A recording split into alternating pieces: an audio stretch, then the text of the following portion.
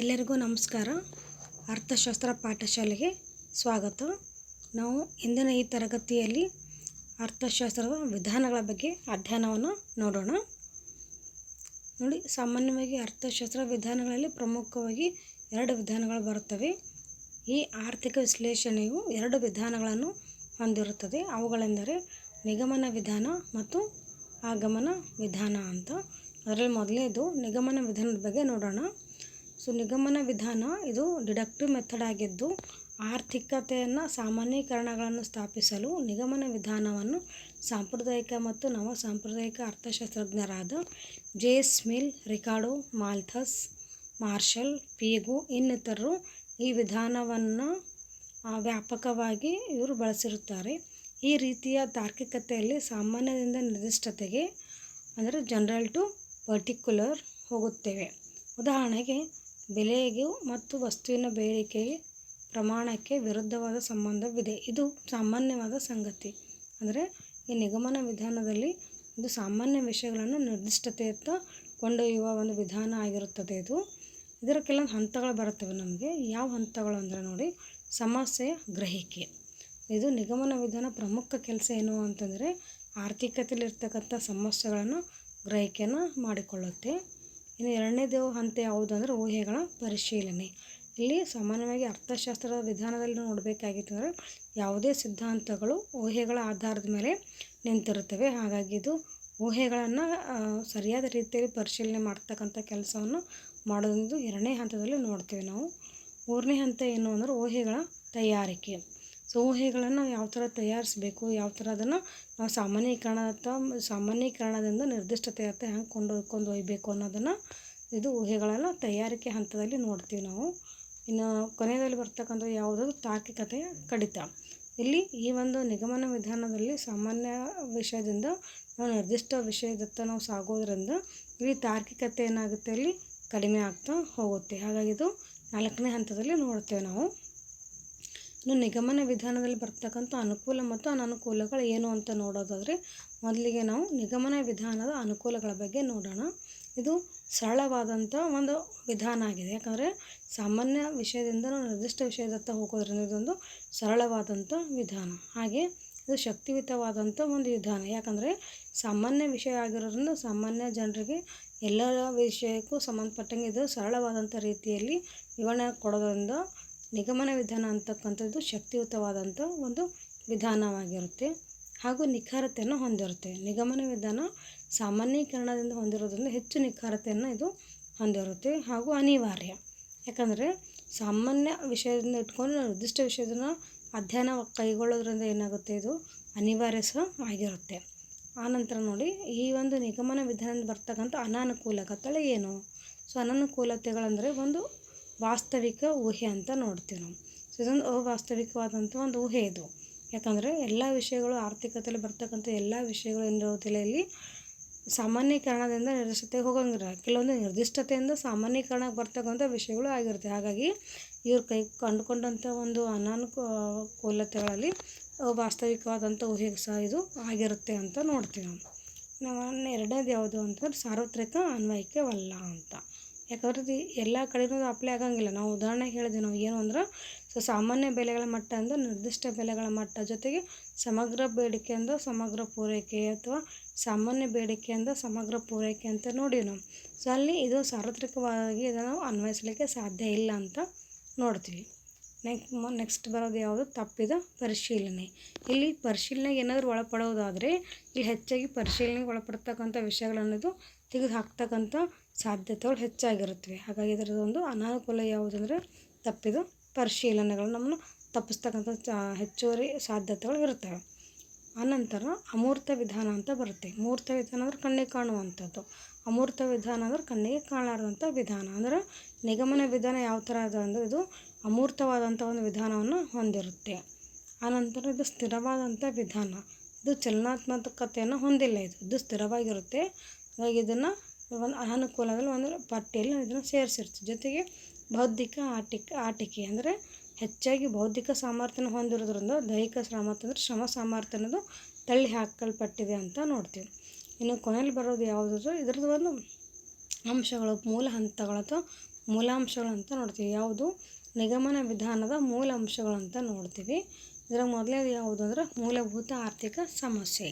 ಆರ್ಥಿಕತೆಯಲ್ಲಿ ಬರ್ತಕ್ಕಂಥ ಮೂಲಭೂತ ಸಮಸ್ಯೆಗಳು ಯಾವುವು ಅಂದರೆ ಸಾಮಾನ್ಯವಾಗಿ ನಿಮಗೆಲ್ಲ ಗೊತ್ತಿರೋ ಹಾಗೆ ಏನನ್ನು ಉತ್ಪಾದಿಸಬೇಕು, ಹೇಗೆ ಉತ್ಪಾದಿಸಬೇಕು, ಯಾರಿಗಾಗಿ ಉತ್ಪಾದಿಸಬೇಕಂತಕ್ಕಂಥ ಪ್ರಮುಖವಾಗಿರ್ತಕ್ಕಂಥ ಸಮಸ್ಯೆಗಳನ್ನದು ಅಧ್ಯಯನವನ್ನು ಮಾಡುತ್ತೆ. ಹಾಗೆ ನಿಗಮನ ವಿಧಾನ ಅಂತಕ್ಕಂಥದ್ದು ಇದು ಚಲನಾತ್ಮಕ ಸ್ವರೂಪವನ್ನು ಹೊಂದಿರುತ್ತೆ.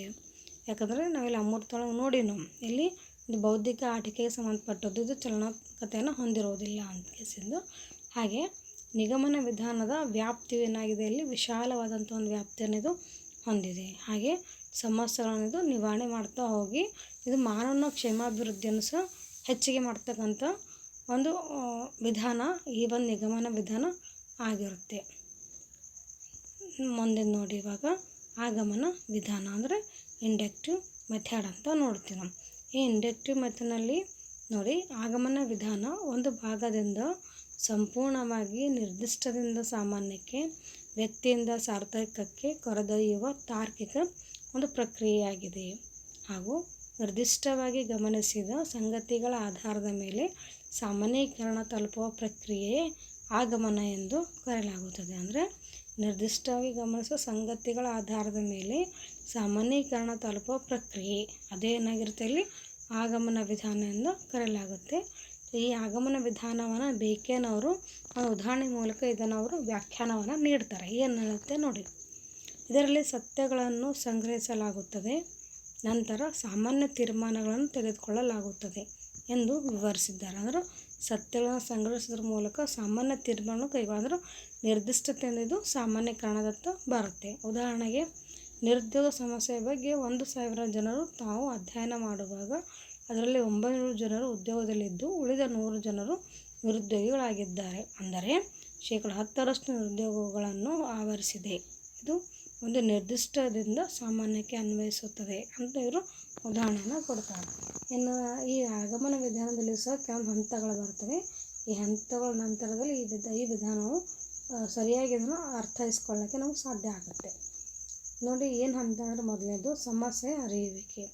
ಆರ್ಥಿಕತೆಯಲ್ಲಿರ್ತಕ್ಕಂಥ ಸಮಸ್ಯೆಗಳನ್ನು ನಾವು ಅರಿಯುವಂಥ ಒಂದು ವಿಷಯವನ್ನು ಇದು ತಿಳಿಸ್ಕೊಡುತ್ತೆ. ನಂತರ ದತ್ತಾಂಶ ಸಂಗ್ರಹ ಅಂದರೆ ನಿರ್ದಿಷ್ಟ ವಿಷಯಗಳನ್ನು ಸಾಮಾನ್ಯ ತಗೊಂಡು ಹೋಗಬೇಕಾಗಿತ್ತು ಅಂದರೆ ಅಲ್ಲಿ ನಮಗೆ ದತ್ತಾಂಶಗಳನ್ನು ಸಂಗ್ರಹಿಸ್ಕೋಬೇಕಾಗುತ್ತೆ. ನಂತರ ಸಮಸ್ಯೆ ವೀಕ್ಷಣೆ. ದತ್ತಾಂಶ ಸಂಗ್ರಹದಿಂದ ನಮಗೇನು ಸಿಗುತ್ತೆ, ಸೊ ವಿಷಯ ಎಲ್ಲಿ ಯಾವ ಒಂದು ಕ್ಷೇತ್ರದಲ್ಲಿ ಸಮಸ್ಯೆಗಳಿದ್ದಾವೆ ಆ ಸಮಸ್ಯೆನ ಯಾವ ಥರ ವೀಕ್ಷಣೆಯನ್ನು ಮಾಡಬೇಕು ಅನ್ನೋದನ್ನು ತಿಳಿಸ್ಕೊಡುತ್ತೆ. ಅನಂತರ ಈ ಆಗಮನ ವಿಧಾನ ಇದೊಂದು ಸಾಮಾನ್ಯೀಕರಣವಾದಂಥ ಒಂದು ವಿಧಾನ ಆಗಿರುತ್ತೆ ಅಂತ ನೋಡ್ತೀವಿ. ಇನ್ನು ಮುಂದೆ ಬರೋದು ಯಾವುದು ಅಂದರೆ ಆಗಮನದ ಅನುಕೂಲಗಳು ಏನಿರುತ್ತೆ, ಮೆರಿಟ್ಸ್ ಏನು ಅಂತ ನೋಡ್ತೀವಿ. ಇದು ವಾಸ್ತವಿಕತೆಯನ್ನು ಹೊಂದಿರುತ್ತದೆ. ಅಂದರೆ ಸಾಮಾನ್ಯವಾಗಿ ಜನರಿಗೆ ಪ್ರೆಸೆಂಟ್ ಸಿಚುವೇಷನಲ್ಲಿ ಯಾವ ವಿಷಯಗಳನ್ನು ಆರ್ಥಿಕ ಚಟುವಟಿಕೆಗಳನ್ನು ಯಾವ ಕಂಡ್ಕೋಬೇಕಾಗಿತ್ತು ಅದನ್ನು ಇದು ವಾಸ್ತವಿಕತೆಗೆ ಅನುಕೂಲ ಆಗೋ ರೀತಿಯಲ್ಲಿ ಇದನ್ನು ಬಿಂಬಿಸ್ತಾ ಹೋಗುತ್ತೆ. ನಂತರ ಭವಿಷ್ಯದ ವಿಚಾರಣೆಗಳು ಅಂದರೆ ಇನ್ ಫ್ಯೂಚರಲ್ಲಿ ಬರ್ತಕ್ಕಂಥ ಸಮಸ್ಯೆಗಳನ್ನು ಇದು ವಿಚಾರಣೆ ಮಾಡೋದ್ರ ಮೂಲಕ, ಸಮೀಕ್ಷಣೆ ಮಾಡೋದ್ರ ಮೂಲಕ ಇದನ್ನು ಪರಿಹಾರವನ್ನು ಕಂಡುಕೋಬೋದು.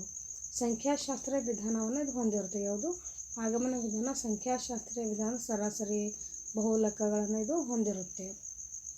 ಹಾಗೂ ಇದು ಆಗಮನ ವಿಧಾನ ಅಂತಕ್ಕಂಥದ್ದು ಚಲನಾತ್ಮಕತೆಯನ್ನು ಹೊಂದಿರತಕ್ಕಂಥ ಒಂದು ವಿಷಯವಾಗಿದೆ. ಹಾಗೂ ಐತಿಹಾಸಿಕ ಸಂಬಂಧವನ್ನು ಇದು ಹೊಂದಿರುತ್ತೆ. ನಂತರ ನೋಡಿ ಆಗಮನ ವಿಧಾನದಲ್ಲಿ ಇರತಕ್ಕಂಥ ಅನಾನುಕೂಲತೆಗಳು. ಏನೆಲ್ಲ ಅನಾನುಕೂಲತೆಗಳನ್ನು ನೋಡಿ, ಇಲ್ಲಿ ಮೊದಲನೇದು ದತ್ತಾಂಶಗಳ ತಪ್ಪು ವ್ಯಾಖ್ಯಾನ. ಇಲ್ಲಿ ಸಂಗ್ರಹಿಸಲ್ಪಡುವಂಥ ದತ್ತಾಂಶಗಳು ತಪ್ಪಾಗಿ ಗ್ರಹಿಸುವಂಥ ಸಾಧ್ಯತೆಗಳು ಇರುತ್ತವೆ. ಅನಂತರ ಅನಿಶ್ಚಿತ ತೀರ್ಮಾನಗಳು. ಇಲ್ಲಿ ಸಂಖ್ಯಾಶಾಸ್ತ್ರ ವಿಧಾನ ತಗೋ ಸಲುವಾಗಿ ಇಲ್ಲಿ ಕೆಲವೊಂದು ತೀರ್ಮಾನಗಳು ನಾವು ತಪ್ಪಾಗಿ ಕೈಗೊಳ್ಳುವಂಥ ಸಾಧ್ಯತೆಗಳು ಇರುತ್ತವೆ. ಅನಂತರ ಬಲಿಷ್ಠತೆಯ ಕೊರತೆ. ಇಲ್ಲಿ ಸ್ಟ್ರಾಂಗೆಸ್ಟ್ ಇರ್ತಕ್ಕಂಥ ಯಾವುದೋ ವಿಷಯಗಳನ್ನು ನಾವು ಇಲ್ಲಿ ಅರ್ಥೈಸ್ಕೊಳ್ಳೋಕ್ಕೆ ಸಾಧ್ಯ ಆಗಂಗಿಲ್ಲ. ಹಾಗಾಗಿ ಇದರ ಒಂದು ಅನುಕೂಲತೆಯಲ್ಲಿ ನೋಡ್ತೀವಿ ನಾವು. ಹಾಗೂ ದುಬಾರಿಯಾದಂಥ ವಿಧಾನ. ಈ ಆಗಮನ ವಿಧಾನ ನಿಗಮನ ವಿಧಾನದಂತೆ ಇದು ಕಡಿಮೆ ಖರ್ಚಿನಲ್ಲಿ ಆಗ್ತಕ್ಕಂಥ ಕಾರ್ಯ ಅಲ್ಲ. ಇದನ್ನು ನಾವು ಅತಿ ಹೆಚ್ಚು ದುಬಾರಿದಿಂದ ಇದನ್ನು ಕೆಲಸವನ್ನು ಕೈಗೊಳ್ಳಬೇಕಾಗುತ್ತೆ. ಅನಂತರ ಇದು ನಿಯಂತ್ರಣವಿಲ್ಲ.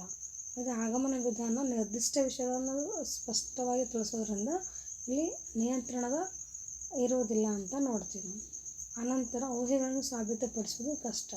ಸೊ ಆಗಮನ ವಿಧಾನ ಏನು ಕಲ್ಪನೆಗಳನ್ನು ಏನು ಊಹೆಗಳನ್ನು ಮಾಡಿಕೊಂಡಿತ್ತು ಅದನ್ನು ಸಾಬೀತುಪಡಿಸಿ ಅವುಗಳಿಗೆ ಪರಿಹಾರ ಕೊಡೋದಕ್ಕೆ ಸ್ವಲ್ಪ ಕಷ್ಟ ಸಾಧ್ಯ ಆಗುತ್ತೆ ಅಂತ ನೋಡ್ತೀವಿ. ಇನ್ನು ಮುಂದೆ ಬರ್ತಕ್ಕಂಥದ್ದು ಯಾವುದು ಅಂದರೆ ನಿಗಮನ ಮತ್ತು ಆಗಮನ ವಿಧಾನಗಳ ನಡುವಿನ ಒಂದು ವ್ಯತ್ಯಾಸ. ಇವುಗಳ ಪ್ರತ್ಯೇಕವಾಗಿ ಇವುಗಳ ಒಂದು ವ್ಯತ್ಯಾಸಗಳನ್ನು ನೋಡುವುದಾದರೆ ನೋಡಿ, ಇದು ನಿಗಮನ ವಿಧಾನ ಮತ್ತು ಆಗಮನ ವಿಧಾನ. ನಿಗಮನ ವಿಧಾನವು ಇದು ತರ್ಕವು ಸಾಮಾನ್ಯದಿಂದ ನಿರ್ದಿಷ್ಟಕ್ಕೆ ಮುಂದುವರಿಯುತ್ತದೆ, ಸಾರಾಂಶವನ್ನು ಆಧರಿಸಿರುತ್ತದೆ ಮತ್ತು ಊಹೆಗಳ ಬಳಕೆ ಜ್ಞಾನಕ್ಕೆ ಕಾರಣವಾಗುವುದಿಲ್ಲ. ಅಂದರೆ ನಿಗಮನ ವಿಧಾನ ಜ್ಞಾನ ಹೆಚ್ಚಿಸೋದಕ್ಕೆ ಇದು ಕಾರಣ ಆಗುವುದಿಲ್ಲ. ಹಾಗೆಯೇ ಈ ನಿಗಮನ ವಿಧಾನ ಇದು ಅಸ್ತಿತ್ವದಲ್ಲಿರುವ ಜ್ಞಾನವನ್ನು ಪರಿಶೀಲಿಸುವ ಒಂದು ವಿಧಾನವಾಗಿದೆ ಹಾಗೂ ವಿಶ್ಲೇಷಣಾತ್ಮಕ ವಿಧಾನವನ್ನು ಇದು ನಿಗಮನ ವಿಧಾನ ಹೊಂದಿರುತ್ತೆ. ಈ ನಿಗಮನ ವಿಧಾನ ಸಂಗತಿಗಳ ಬಗ್ಗೆ ನಿರ್ಧಾರಗಳನ್ನು ತೆಗೆದುಕೊಳ್ಳುವುದು. ಇದು ನಿಗಮನ ವಿಧಾನದಲ್ಲಿ ಬರ್ತಕ್ಕಂಥ ಕೆಲವೊಂದು ಅಂಶಗಳನ್ನು ನೋಡ್ತೀವಿ. ಸೊ ವಿರುದ್ಧವಾಗಿರ್ತಕ್ಕಂಥ ಆಗಮನ ವಿಧಾನದಲ್ಲಿ ಏನು ಅಂಶಗಳು ಬರುತ್ತವೆ ನೋಡೋಣ. ಇದು ತರ್ಕವು ನಿರ್ದಿಷ್ಟದಿಂದ ಸಾಮಾನ್ಯಕ್ಕೆ ಮುಂದುವರಿಯುತ್ತದೆ ಹಾಗೂ ಸತ್ಯವನ್ನು ಫ್ಯಾಕ್ಟ್ಸ್ ಆಧರಿಸಿರುತ್ತದೆ. ಆಗಮನ ವಿಧಾನ ಸತ್ಯವನ್ನು ಆಧರಿಸಿರುತ್ತದೆ ಹಾಗೂ ಆಗಮನ ವಿಧಾನವು ಸಂಖ್ಯಾಶಾಸ್ತ್ರೀಯ ತಂತ್ರಗಳ ಬಳಕೆಯನ್ನು ಹೊಂದಿರುತ್ತದೆ. ಆಗಮನ ವಿಧಾನ ಇದು ಹೊಸ ಜ್ಞಾನಕ್ಕೆ ಇದು ಕಾರಣವಾಗುತ್ತೆ. ಹೊಸ ಜ್ಞಾನ ಅನ್ನೋದು ಸಂಖ್ಯಾಶಾಸ್ತ್ರ ವಿಧಾನ ಆಗಿರ್ಬೋದು, ಸತ್ಯಗಳನ್ನು ಆಧರಿಸಿರ್ತಕ್ಕಂಥ ವಿಷಯಗಳಾಗಿರ್ಬೋದು, ಇದು ಒಳಗೊಂಡಿರುತ್ತದೆ. ಹಾಗೂ ಈ ಆಗಮನ ವಿಧಾನವು ಹೊಸ ಜ್ಞಾನವನ್ನು ಕೊಂಡುಕೊಳ್ಳುವ ಒಂದು ವಿಧಾನವಾಗಿದೆ. ಅಂದರೆ ಸಂಖ್ಯಾಶಾಸ್ತ್ರ ವಿಧಾನ ಸಾಮಾನ್ಯವಾಗಿ ಹೊಸ ಜ್ಞಾನ, ಇಲ್ಲಿ ಮೌಲ್ಯಗಳನ್ನು, ಸರಾಸರಿಗಳನ್ನು, ವ್ಯತ್ಯಾಸಗಳನ್ನು ಕಂಡುಹಿಡಿಯೋದ್ರಿಂದ ಒಂದು ಹೊಸ ಜ್ಞಾನವನ್ನು ನಾವು ಪಡ್ಕೋಬೋದು. ಅದಕ್ಕೆ ಇದು ಆಗಮನ ವಿಧಾನ ಸಹಾಯವನ್ನು ಒದಗಿಸುತ್ತೆ ಅಂತ ನೋಡ್ತೀವಿ. ಇನ್ನು ಕೊನೆಯದಾಗಿ ಪ್ರಾಯೋಗಿಕ ವಿಧಾನ ಸಂಶೋಧನೆ ನಂತರ ಅಂತ ನೋಡ್ತೀವಿ. ಅಂದರೆ ಪ್ರಾಯೋಗಿಕ ವಿಧಾನ ಸಂಶೋಧನೆ ನಂತರ ತೀರ್ಮಾನಗಳನ್ನು ತೆಗೆದುಕೊಳ್ಳಲು ಆಗಮನ ವಿಧಾನ ನಮಗೆ ಸಹಾಯವನ್ನು ಒದಗಿಸುತ್ತೆ. ಸೊ ಈ ಥರ ನಿಗಮನ ವಿಧಾನ ಮತ್ತು ಆಗಮನ ವಿಧಾನಗಳಿಂದ ಬರ್ತಕ್ಕಂಥ ಕೆಲವೊಂದು ವ್ಯತ್ಯಾಸಗಳ ಬಗ್ಗೆ ನೋಡಿದ್ವಿ ನಾವು. ಧನ್ಯವಾದ ವಿದ್ಯಾರ್ಥಿಗಳೇ. ಇಂದಿನ ತರಗತಿ ನಿಮಗೆ ಇಷ್ಟವಾದಲ್ಲಿ ಈ ಚಾನಲನ್ನು ಸಬ್ಸ್ಕ್ರೈಬ್ ಮಾಡಿ, ಶೇರ್ ಮಾಡಿ ಹಾಗೂ ಏನಾದರೂ ಸಮಸ್ಯೆಗಳು ಬಂದಲ್ಲಿ ನೀವು ಇದರಲ್ಲಿ ಕಮೆಂಟ್ ಮೂಲಕ ತಿಳಿಸ್ಬೋದು. ಧನ್ಯವಾದಗಳು.